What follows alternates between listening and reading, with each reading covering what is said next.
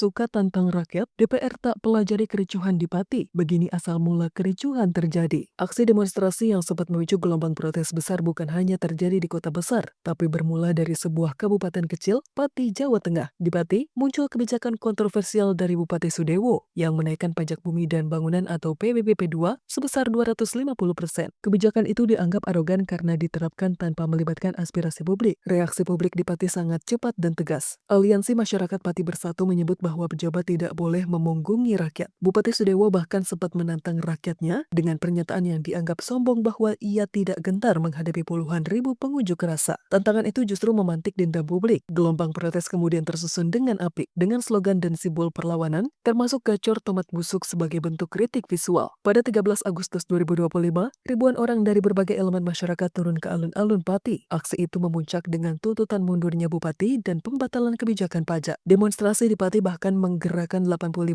hingga 100.000 warga. Sebuah pencapaian luar biasa untuk daerah yang sebelumnya dianggap tenang. Polisi mengerahkan lebih dari 2.600 personel dan sempat melakukan dialog awal yang tenang. Namun ketegangan meningkat saat Regen tidak keluar menemui warga. Tanpa ada jawaban dari pejabat, masa semakin geram. Sebagian mulai melakukan aksi fisik dan DPRD Pati akhirnya membentuk pansus untuk menyelidiki kebijakan bupati. Di tengah momentum itu, muncul kritik internasional bahwa tindakan elit politik kerap tidak menyertakan proses deliberasi dan terputus dari realitas masyarakat. Momen Pati menjadi simbol bahwa rakyat menuntut diperlakukan sebagai mitra, bukan hanya pemilih pasif. Pejabat harus belajar proses deliberasi publik. Tak lama setelah Pati, unjuk rasa membesar di Jakarta dan kota lainnya. Pemicu utamanya adalah tunjangan rumah anggota DPR senilai 50 juta rupiah per bulan, yang mana nominal tersebut sekitar 10 kali upah minimum Jakarta. Demonstran, termasuk mahasiswa dan serikat buruh, meneriakan penolakan terhadap elit menyimpang yang menumpuk kekayaan di tengah rakyat susah. Polisi merespons dengan gas air mata dan water cannon. Banyak yang terluka, kendaraan warga rusak, dan ketegangan berkepanjang menjadi hari-hari kota tidak senang. Situasi semakin memburuk setelah seorang driver ojek online, Afan Kurniawan, tertabrak kendaraan taktis polisi. Peristiwa ini menyulut kemarahan publik yang sulit dibendung. Di Makassar, massa membakar gedung dewan sampai memakan korban jiwa. 3 pegawai dewan dan seorang pegawai sipil tewas terjebak api. Kerusuhan juga terjadi di daerah lain seperti Pekalongan dan Cirebon. Ancaman terhadap lembaga demokrasi semakin nyata. Rumah-rumah pejabat, seperti milik Menteri Keuangan Sri Mulyani, juga menjadi target penjarahan. Protes telah berubah jadi amarah massa yang mencari simbol elit untuk dilepaskan. Sentimen publik mencakup keterkaitan antara protes di Pati yang mengajari kekuasaan dan protes nasional yang menuntut wakil rakyat untuk turun tangan, bukan lari dari tantangan publik. Presiden Prabowo kemudian membuka pintu diplomasi dengan mencabut tunjangan dan membatalkan perjalanan luar negeri sebagai respon simbolis terhadap tekanan publik. Namun Prabowo juga memperingatkan bahwa beberapa aksi telah mendekati makar. Ia meminta penegakan hukum terhadap kerusuhan sambil meminta demonstrasi tetap damai.